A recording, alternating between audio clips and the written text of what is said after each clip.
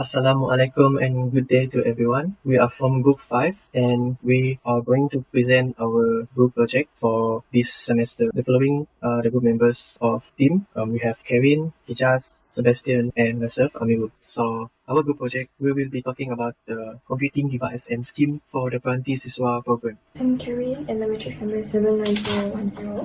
So for task 1, we are required to suggest a suitable computing device, either a desktop, laptop or tablet as the device of choice for the scheme. So for our choice, we choose laptop for the scheme. So we choose laptop based on 4 aspects, which is specification, portability, maintenance and also cost. So for the specification, a laptop has high performance processor. It is said like this because a laptop has inbuilt internal fans which aids in cooling the processor, and this prevents overheating, and also it might help the laptop to be more effective and also conducive for multitasking. One of the key advantages that a laptop has over a desktop computer is that the laptop integrates the function of a desktop computer into a portable device. This serves as an advantage for a student since they can be easily packed in a backpack and be carried around anywhere, so students don't have to worry about missing deadlines.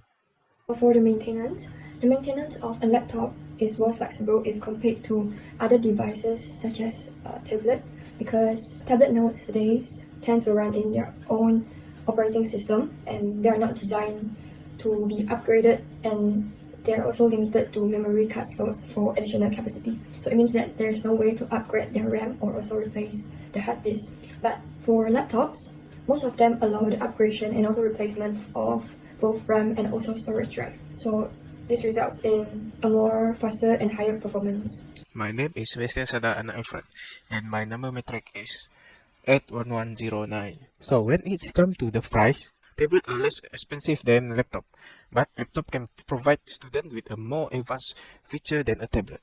Every laptop and desktop have own set of features that determine the price. If you have high spec of the laptop, you can get the high price of the laptop. But if you get the lower specification, you can get less expensive than the high specification.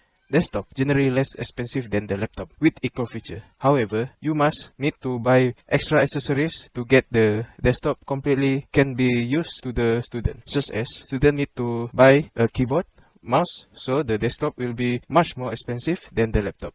So in task 2, we are required to suggest suitable specifications for the laptop with only a maximum of 1000 ringgit. In the main component, let's start with the CPU. The specifications that we have suggested is Intel Core i3-12100 or higher. So this Intel Core has an exceptional blend of fast and performance, and it is available in the market. So this makes it easier for the CPU to perform tasks on a computer, and of course a higher specification is recommended, but considering the price limit, Intel Core i3-12100 will suffice for students' need. With a limit of 1000 ringgit per device, which is a laptop we choose, a minimum of 8 GB RAM or higher is suggested.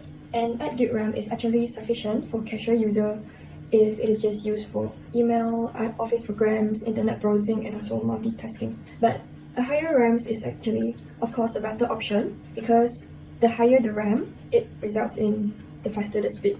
So this means that it can prevent slowing down, especially during multitasking or running multiple large programs at the same time. A higher RAM means that it needs a higher cost, but since we only have a price limit of maximum 1000 ringgit per device, so an 8 GB RAM will be sufficient. So, based on our choice in task 1, suitable GPU with the limit of maximum RM1000 per device, student can use Intel HD or Intel Iris Plus. Most laptop models are powered by a CPU with an integrated graphic card. Integrated graphic chipset is very suitable for students that only require a spec for their study use only. Intel HD or Intel Iris Plus graphic is more powerful than ever before, allowing you to play mainstream games, support up to 3 different monitor and stream up to 1080 resolution. The storage size limit of a device below 1000 ringgit is only 128 GB SSD or higher, but this is also possible for students since 128 GB SSD can also be used to install Microsoft Office, plus SSDs with size of 128 GB and 256GB are becoming increasingly affordable. In task 2, we are also required to suggest one specific device which fulfill the specification and the cost limit. We have found that there is one device in the market available, which is in Shopee website, and the name of the laptop is HP EliteBook 8470P. It costs only 918 ringgit. So this laptop actually has the processor type i5 3210M 2.5 GHz CPU, and the random access memory is 8 GB. It has a storage of 120 GB using the system memory of DDR3. It has graphics Intel HD Graphics 4000, a display size of 14-inch, and it is using the Windows 7 Pro COA operating system, which can actually be upgraded to Windows 10 Pro.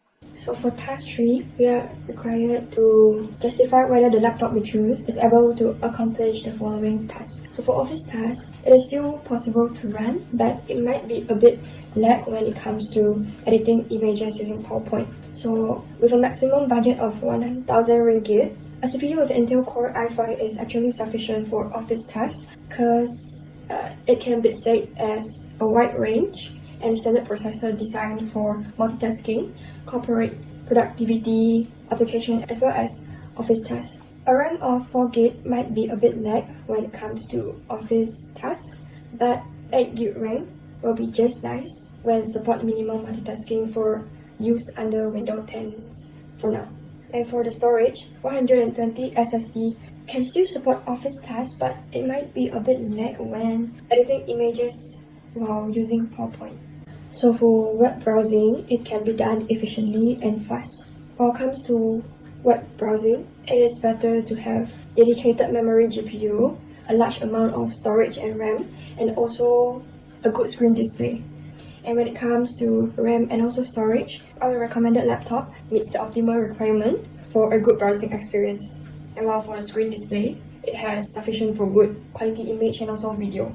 So therefore, it can be said that our recommended laptop runs web browser well. On programming, it is possible, but it depends on the type of the programming, such as Python, C++, and C, or Java, or other else. It's best to have a laptop with at least 8 GB of RAM for programming. A laptop screen, one of its most important feature, especially for programming. I don't think any serious programming can be done on a laptop with less than 4 GB of RAM. So 8 GB of RAM is recommended. Getting a SSD or solid state drive should be near to the top of your priorities. This will give you significant performance improvement over a standard hard drive. For video and audio editing, the device will only be able to carry out basic video and audio editing tasks. This is because it only has 8 GB of RAM. The highest video editing resolution it can support is only 1080p. On a 8 GB memory device, 4K and 8K video editing can cause the editing software to crash.